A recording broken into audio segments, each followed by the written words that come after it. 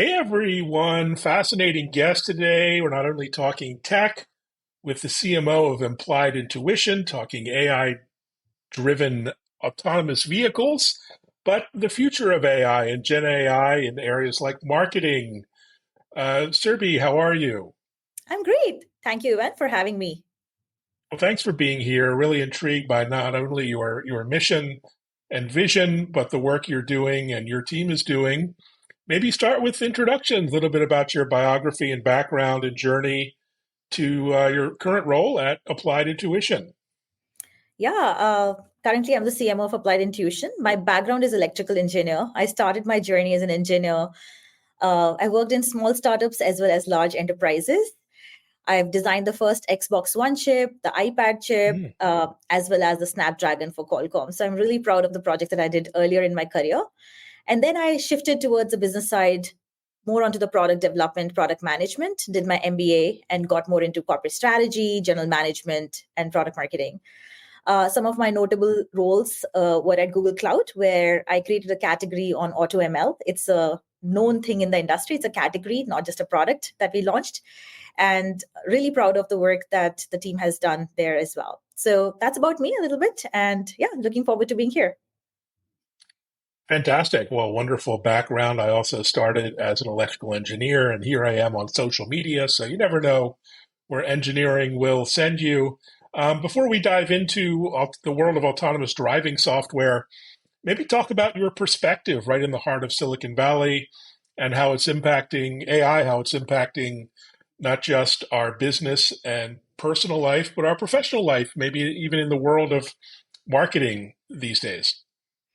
100%. I think AI has been around for 20 plus years, right? As business leaders, we have been using AI, whether for doing predictive analytics or going deeper into the data side of things.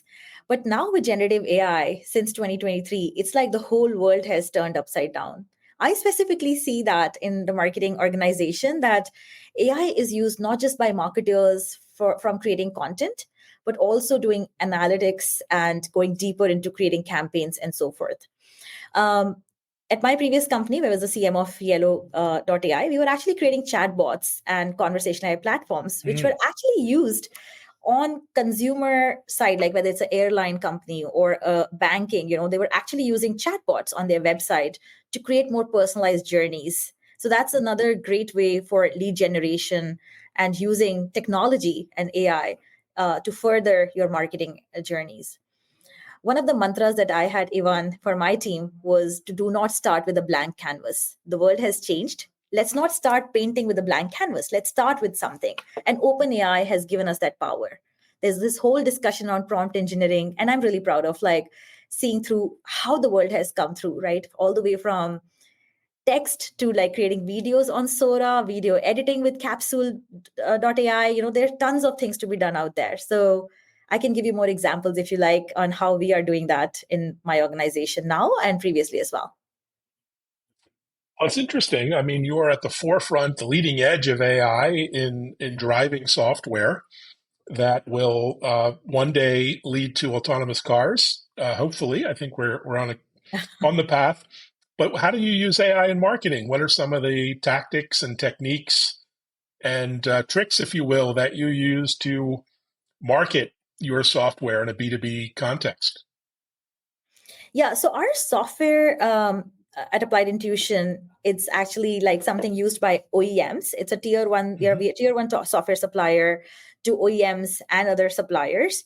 And we actually recently announced a product called Copilot. So kind of like something which we all know there's tons of copilots out there, but this is a copilot specifically for the automotive world.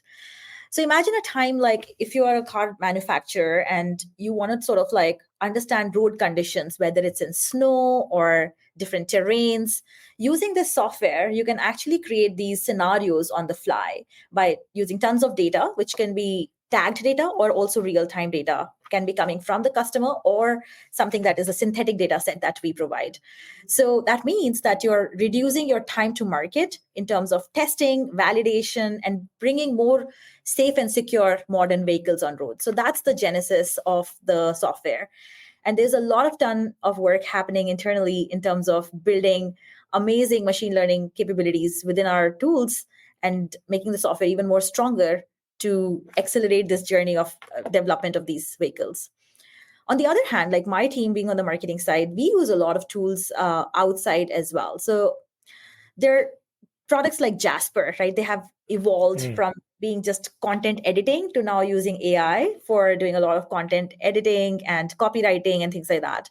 So some of that is used as well. In addition to, using, like I was saying, like prompt engineering in OpenAI, that's something also very interesting for us to see. We don't start off like by creating just our copy using OpenAI, but we definitely validate it, seeing like, are there different ideas and options to look at?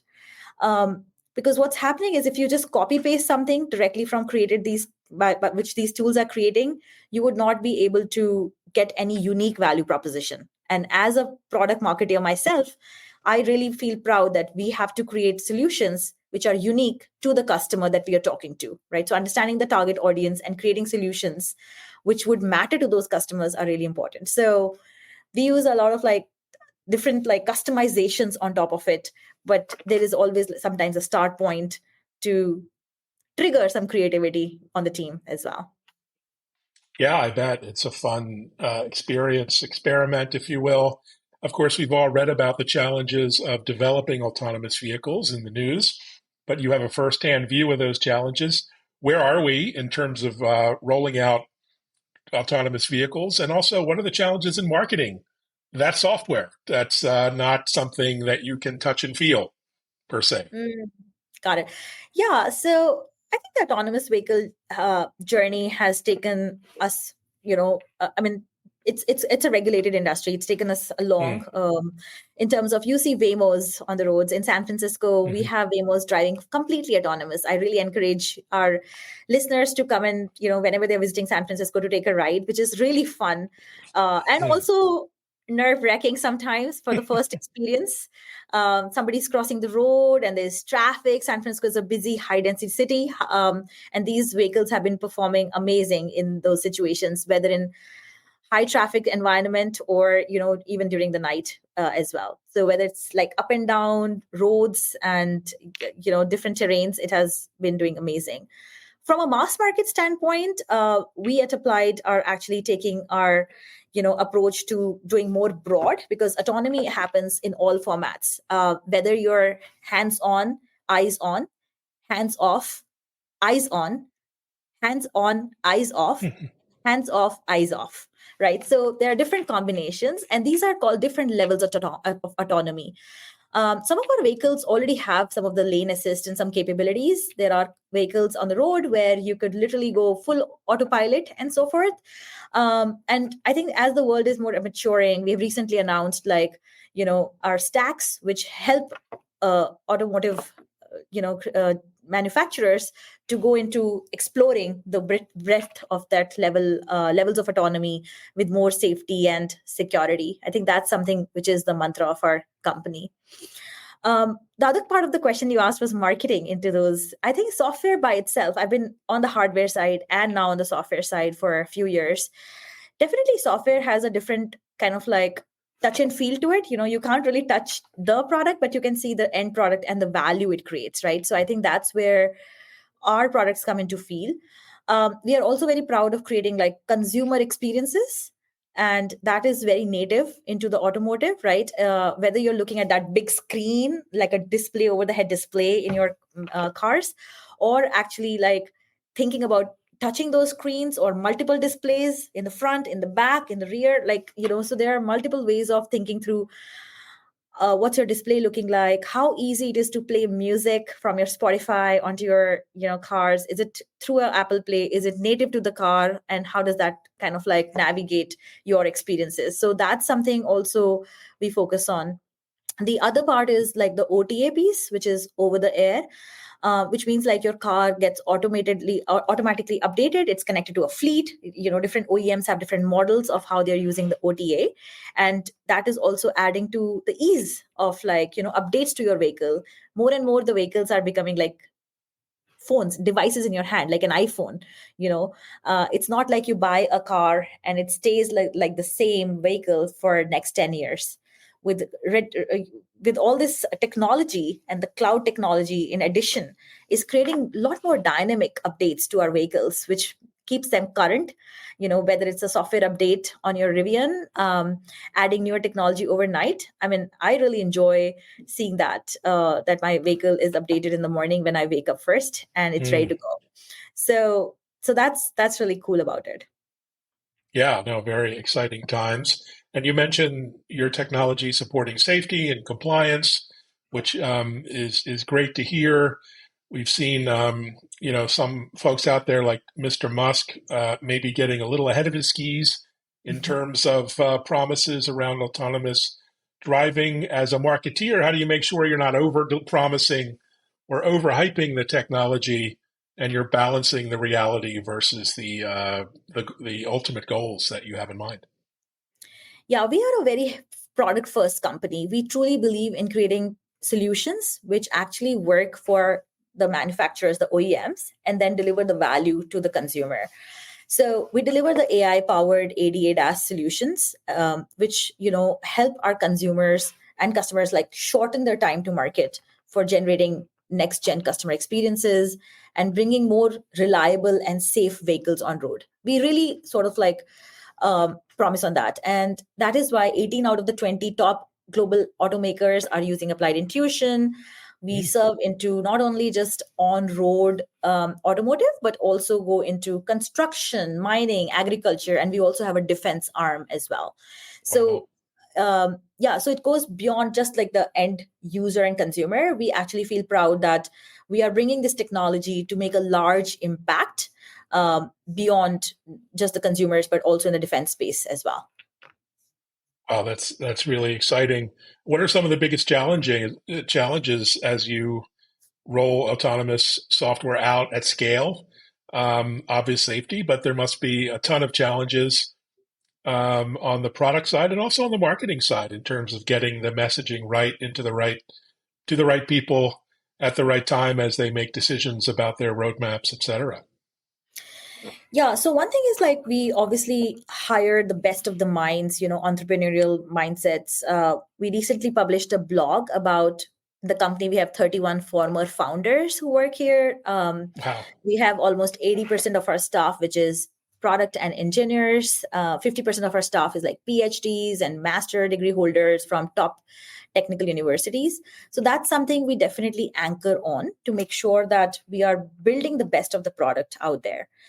Obviously, there's a lot of complexity in terms of getting the product right, software right, getting it tested internally with our customers. Our launches include alpha, beta testing, and then going more GA, which is general availability. More than that, we are also very sophisticated in the way we approach our customers and work with them in a very white glove approach. That's kind of like the mantra for the marketing team and the sales team. So our entire go-to-market function works with very select and few customers, but very closely with them. So we truly understand what is our ICP, which is the ideal customer profile, what is their pain points, and how are we addressing them, right? So that is where our messaging comes through. When I joined the company, there was not a marketing leader for over 2 years. So the first thing that I Wow. had to do was write a message house, like a framework. What does this mean, right? So we did that at the brand level, who we are, what's our positioning, who are we selling to, what's our key value proposition, and then started doing that for all the products. So we have simulation products, simulation and data products. Almost 10 of those products had to kind of like root them, because what a perception engineer is using is very different from a system engineer. So have to kind of like explain in their language what are they looking for, and then also to business decision makers like VPs and above, to thinking through what is the value that we are driving out of it. So that was very important. Then we opened up our positioning. So in March, we opened up and launched vehicle platform, is what we were talking about consumer experiences, from OTA and others. So that was a big reveal. We did that with, announcing our partnership with Porsche. We talked about Audi, like a lot of customer experiences that we talked about. So bringing more credibility back to the company, which was not done in the past. And then as a third piece, opened up to the stacks, which is what was announced very off late, and very proud to kind of like bring in some more customers to it and so forth. So telling a better story, a narrative is very important. And that comes from understanding your customer first. And that is super important to me because I started working in a customer org, in a sales organization as my first job. So I think customer first is having that mindset is very important to me. And that's how I lead my team as well. Start thinking through what is the customer that we're talking about. Many a times, like if you're just a product heavy org, you push out product because you think like you have the best product in the market and you want to talk about product, your product. It's the best product in the world. But when a customer goes with you and talks about your story with them and how it's benefiting with them, it brings in a lot of credibility. And we tie it up with media and, working with top reporters, whether getting coverages from tier one news reporters, landing articles in VentureBeat and so forth, right? Brings in a lot more credibility to our technology, as well as showcasing to the world that we are ready. We have this technology going really well for us. Well, fantastic. So you're a pretty dynamic perspective on this industry. What's most exciting to you, not just about the autonomous industry, but marketing in general? What are you looking forward to as a practitioner? I think the world is evolving so fast on the marketing side, right? Where people were traditionally running marketing orgs in different silos, where there used to be corporate marketing and product marketing. I think everything is now getting merged very quickly. Taking the same thing about talking about the customer, right? The customers are looking for a more personalized journey. Like, who am I? What am I looking for? Do you even understand my intent? At my previous company, where I was CMO at Yellow AI, we were using a tool called Sixth Sense, which was amazing to like think about what is the intent, what are the enterprises who are actually looking for this particular solution in a conversational AI space, and how we could be targeting them. You know how LinkedIn has been around for, I don't know, maybe decades right now, Mm-hmm. but how they have evolved. You can run account based marketing like ABM campaigns using AI. So it's AI powered setup. It's really amazing that you don't need a large set of teams to be trained on running these campaigns. You could probably need a one or two people team, but using these tools, you can scale so fast. And I'm really passionate about like scale, whether it's scale through technology or up leveling your existing team, that you do not need to like invest too heavily in hiring large teams. And you could do so much more with less. And that's something which is really powerful. I'll give you another example. So, in our company, we recently deployed Sprout Social for social media. Mm. So that's another tool which we have just brought on, and it's been a quarter now that we have been testing it, trying it. We have over 60% of adoption rate within the company of our size, which is not terrible. So I have one person running all campaigns on LinkedIn, on Twitter, through social media. What she does is like analyze the audience, who's our target audience, who are seeing these organic ads per se, or posts that we are posting. We do run paid campaigns when we are doing audience acquisition, but I'm just talking about something unpaid, right? Completely free that you're posting. We have seen a 40% increase in our brand impressions and how we are reaching out to these audiences, which is very relevant to us. Our followers on our LinkedIn page has increased multiple folds in less than a year, just because we are sending the right message to the right audience at the right time. And the timing is super important. What Sprout Social also does is it enables us with AI powered scheduling. So this person on my team, she knows exactly when is that audience, because we have global teams. We have customers in Japan, we have in Germany, like car Mm. manufacturers across the globe, in Detroit. When should we posting what post, and when should we'll be getting the most engagement out of it, and what are the key metrics to look at and measure? And that's where the marketing team is really thriving, because we are being data driven. We are looking at the right audience at the right time and attacking them with the right messaging, and that's the win for us, and hopefully a win for them as well. Well, it's an exciting time to be a marketeer. And I also enjoy getting out into the world. Events like CES and Mobile World Congress in Barcelona have almost become like mobility and automotive shows, not Mhm. just mobile phone shows. So, what are you looking forward to in terms of getting out at events and meetups, get togethers?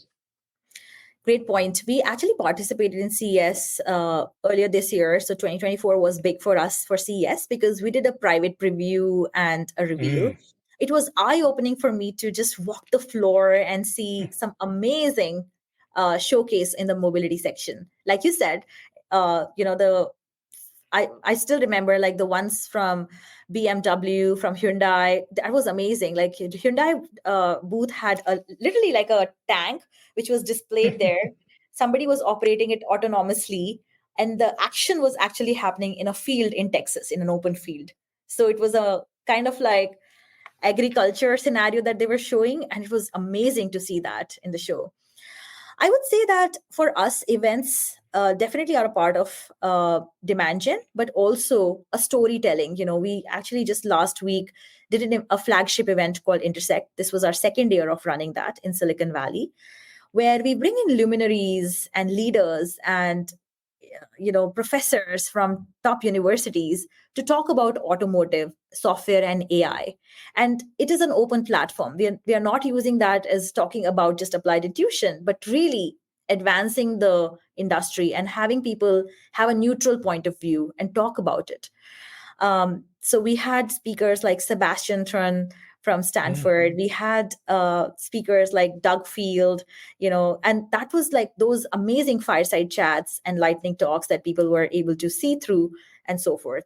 We're really proud to be that thought leader in the industry while we are not just like tooting our own horn, but being neutral and bringing these thought processes together and bringing amazing attendees together, like business decision makers and leaders, to come together, network, learn from each other. And, because this whole industry is moving at a very, very fast pace. And what does that mean as we are all working towards achieving, powerful modern vehicles out there? Well, it's so exciting. You're doing amazing work. And thanks for taking the time to share your insight and vision. Can't wait to see what's next. And hopefully, we'll meet at CES this coming year as well. Yes, CS is coming up super fast. Just few months out. We're already in thicks of planning and next steps on it. So I look forward to seeing you at CES, Evan. Likewise. Thanks so much. Thanks, everyone, for watching. Follow Applied Intuition on all the social channels. They put out some really fascinating content. Thank you. Take care, everyone.